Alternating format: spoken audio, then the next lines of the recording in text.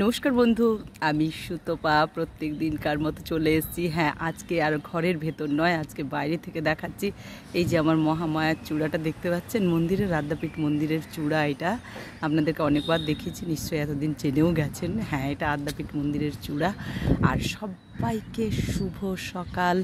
মহামায়ার চূড়া দেখিয়ে শুভ সকালটা শুরু করলাম। হ্যাঁ, ভাবলাম যে প্রত্যেক দিন তো ঘরের ভিতর থেকেই আপনাদের সাথে কথা বলি, আজকে ছাদে গিয়ে কথা বলি।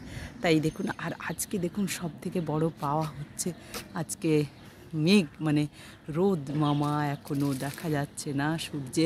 সূর্য উঠে গেছে, কিন্তু এখানে দেখা যাচ্ছে না, একদম ঢাকা হয়ে আছে।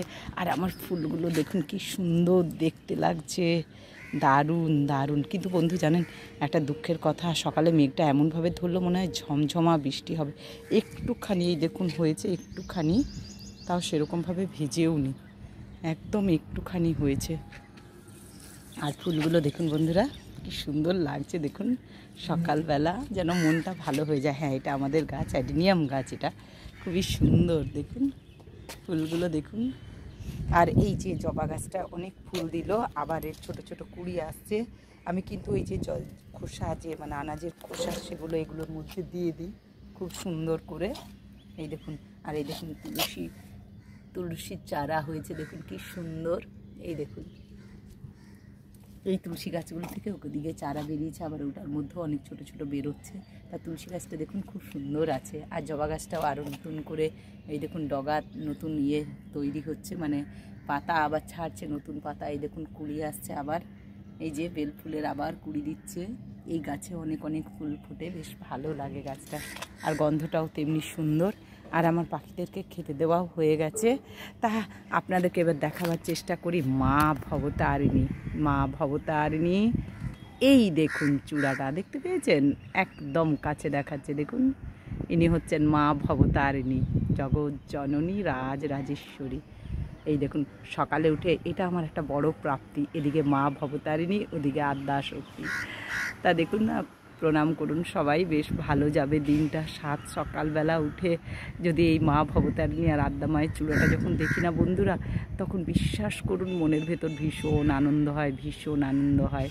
তা দেখুন পরিবেশটা বেশ ভালো লাগছে দেখতে।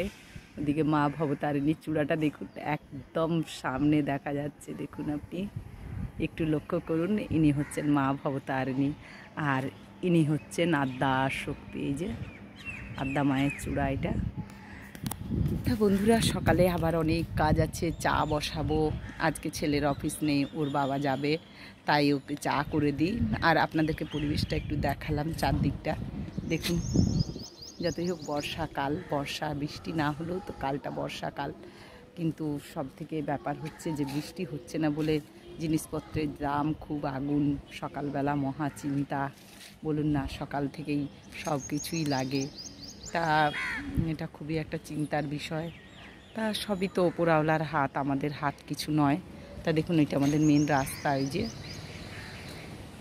এই রাস্তাটা, মানে এটা একটা গলির মতো, কিন্তু গলি মোটেও নয়, এটা মানে আরও অনেক দূরের আর বড় গাড়িও ঢোকে, কিন্তু ছোট গাড়িগুলো বেশি ঢোকে, বাস টাস কম ঢোকে। তা চলুন এখন এইটুকু, আবার নেক্সট ভিডিও নিয়ে আপনাদের সামনে আসবো।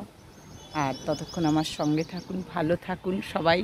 সবাইকে একটাই কথা বলবো, মা ভবতারিণীর চরণে সবার মঙ্গল কামনা করি। সবাই ভালো থাকবেন, সবাই সুস্থ থাকবেন, সবার সুস্থ থাকাটা খুব জরুরি। তা চলুন এখন এইটুকু, নেক্সট ভিডিও নিয়ে আমি আবার আসছি সুতপা। আর ফুলগুলো দেখতে কি সুন্দর লাগছে দেখুন।